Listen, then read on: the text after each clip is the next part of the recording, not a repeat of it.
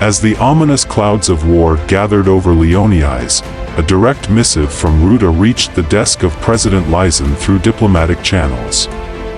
The letter bore a stark ultimatum: unconditional surrender, or witness the magnificent cities of Leoni's reduced to ashes. Every military general and senior leader faced the peril of the guerrillist blade, with their families condemned to the same fate. No reprieve from the bullets of the guerrillist forces, no sanctuary from their missiles.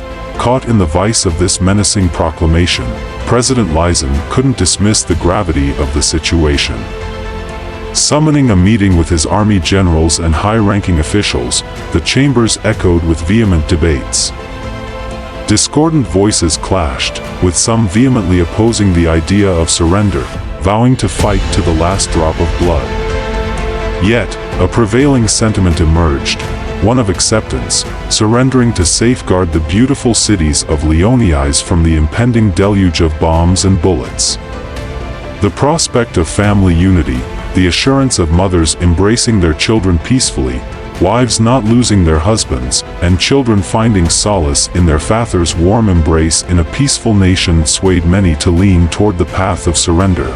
Amidst the fervent discussions, President Lysen, cognizant of the slim odds of victory against the skilled and powerful guerrillist army, chose defiance. Despite the overwhelming asymmetry in military capabilities, he resolved to resist the guerrillists, opting to fight to the bitter end for the autonomy and dignity of Leoni's.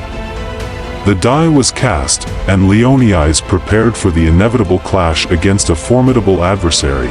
In the grand halls of the presidential palace, President Lysen sat at the head of the table, his brow furrowed in deep concentration as he listened to the impassioned arguments of his advisors and military leaders.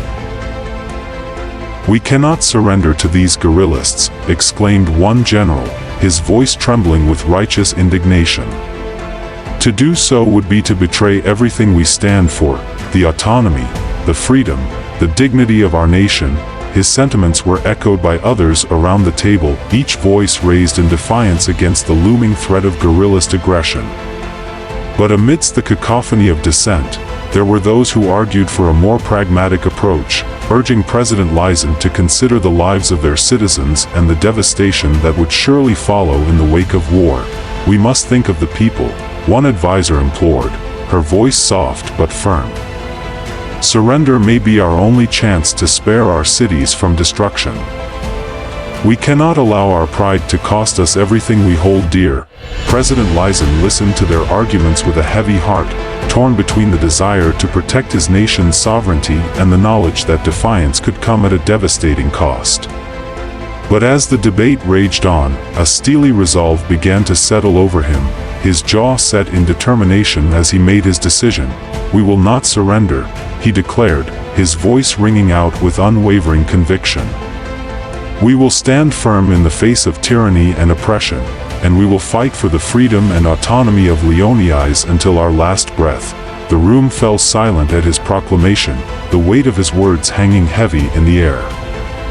And as President Lysen rose from his seat, his gaze sweeping over the assembled leaders with a mix of resolve and defiance, there was no doubt that Leoni's was prepared to face whatever challenges lay ahead, united in their determination to protect their nation and its people at all costs. As preparations for war began in earnest, the streets of Leoni's buzzed with activity, the air thick with tension and anticipation. The looming storm of conflict hung heavy over the city, casting a shadow of uncertainty over its people.